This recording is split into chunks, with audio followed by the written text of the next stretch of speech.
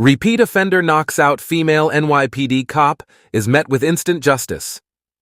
The early morning bustle of New York City was in full swing as Officer Rebecca "Becky" Morales, a seasoned NYPD officer with a reputation for fairness and resolve, took her post near Union Square. At 34 years old, she had spent the past decade navigating the complexities of urban policing.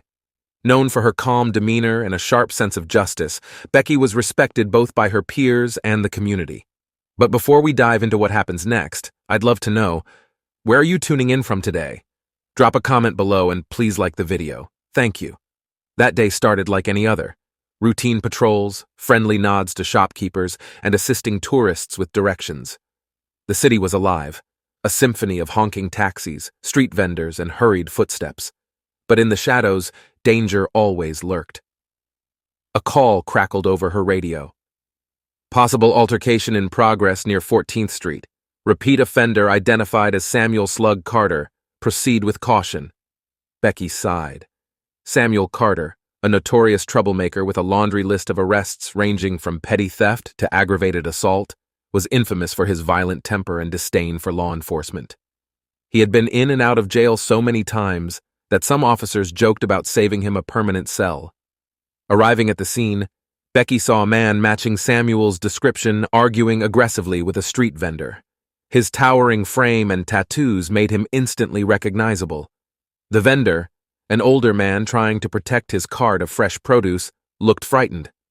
"Sir, step away from the cart," Becky said firmly, her hand resting on her belt but far from her weapon. She believed in de-escalation whenever possible. Samuel turned and sneered. "Oh, it's you, Morales, still playing dress-up in that uniform?" "Let's not do this today, Samuel," Becky replied, her voice steady. "Walk away and we'll forget this happened." But Samuel was not in the mood to back down. Fueled by alcohol or something stronger, he lunged at Becky with surprising speed. What followed was a flurry of chaos. Becky ducked and attempted to restrain him, but Samuel's size and brute strength made him difficult to control. In a split second, he threw a wild punch that connected with Becky's jaw, sending her sprawling to the ground. The impact was brutal, drawing gasps from the growing crowd. Samuel smirked, standing over her like a victor in a twisted game. But Becky wasn't alone. Just as Samuel began to walk away, a figure emerged from the crowd. Detective Marcus Flynn, Becky's partner, and a man who had no patience for criminals like Samuel. Flynn had been nearby, grabbing coffee when he saw the commotion. "Hey!" Flynn shouted, his voice booming over the din. "You just made the biggest mistake of your life!" Samuel laughed, clearly unimpressed. "What are you gonna do about it, suit?" Flynn moved with calculated precision, drawing on years of martial arts training. In a swift motion, he closed the distance between them, dodging Samuel's clumsy swings. A sharp elbow to Samuel's ribs, followed by a leg sweep, sent the towering man crashing to the ground. Before Samuel could recover, Flynn had him pinned, his knee pressing firmly into the small of his back. "Stay down!" Flynn growled, snapping handcuffs onto Samuel's wrists with practiced ease. Meanwhile, Becky had regained her footing, her face bruised but her resolve intact. She walked over, brushing off offers of help from bystanders. "Nice work, Flynn," she said, her voice steady despite the pain. "You okay?" Flynn asked, concern evident in his eyes. "I'll live," Becky replied, glaring down at Samuel. "This one's going away for a long time."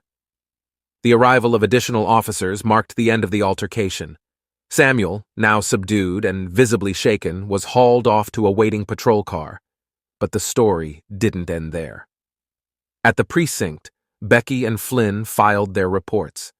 The incident was forwarded to the district attorney's office, and Samuel's extensive criminal history ensured he would face severe consequences.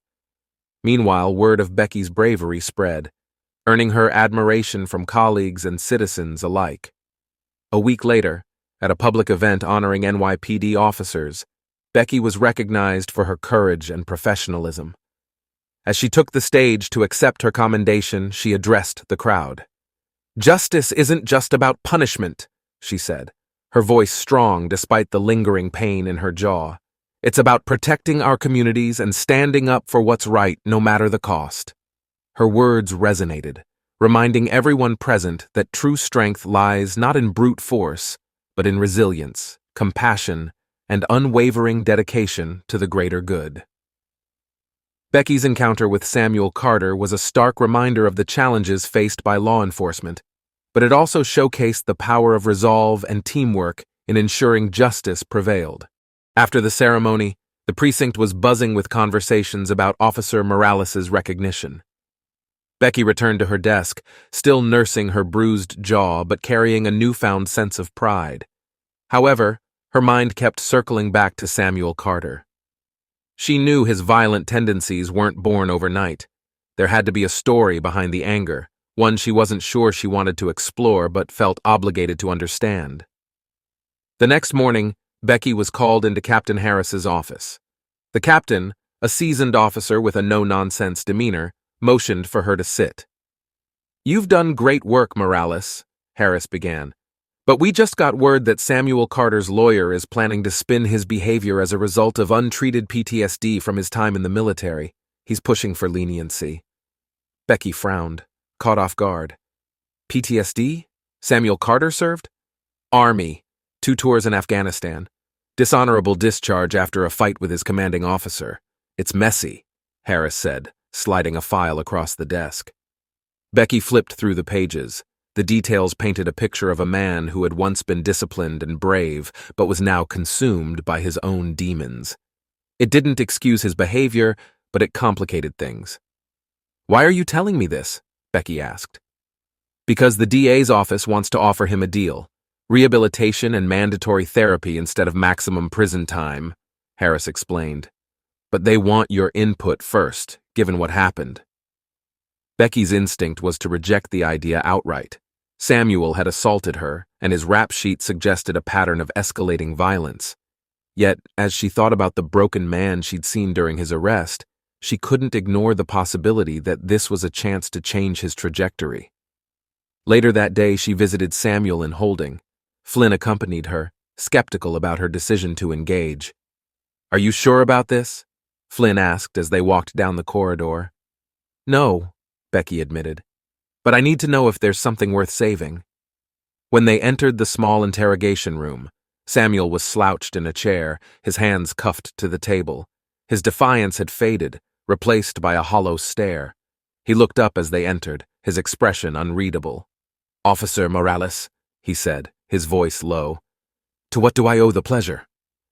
"I'm here because your lawyer claims you're dealing with PTSD," Becky began. "Is it true?" Samuel's jaw tightened. "Does it matter? You think I'm just another thug, right?" "I think you're someone who made a lot of bad choices," Becky replied. "But I also think people aren't born angry. So tell me, Samuel, what happened to you?" For a moment he said nothing, the tension in the room thick enough to cut. Then he exhaled sharply, the defiance draining from his face. "Yeah, I served," he admitted. "Saw things I can't unsee, lost people I cared about. When I got home, nobody gave a damn. Couldn't hold a job, couldn't sleep without the nightmares. So yeah, I started drinking, fighting, doing whatever it took to feel something other than this." Becky listened, her initial anger softening. She didn't excuse his actions, but she understood the pain behind them. "I'm not here to pity you," she said firmly, "but the DA's offering you a deal. Therapy, rehab, a chance to fix your life. Take it, or spend the next decade in a cell. Your choice." Samuel looked at her, surprise flickering across his face. "Why would you even care?" "Because people cared about me when I was at my lowest," Becky replied. "And because if there's even a small chance you can turn this around, it's worth it."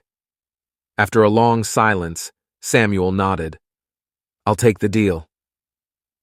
Weeks later, Becky received a letter. It was from Samuel, written from the rehabilitation center. He thanked her for giving him a second chance and promised to make the most of it. While she knew his journey wouldn't be easy, Becky felt a sense of closure, knowing she had done her part to break the cycle. Back at the precinct, Flynn teased her about her bleeding heart, but even he couldn't hide his respect. "You really are something, Morales," he said. "Not everyone would have done what you did." Becky smiled. "Sometimes, justice isn't about punishment. It's about giving people the tools to be better. But don't get used to it. I'm still not taking any nonsense from anyone." Flynn laughed, and the precinct carried on, its officers reminded of the fine balance between justice and humanity.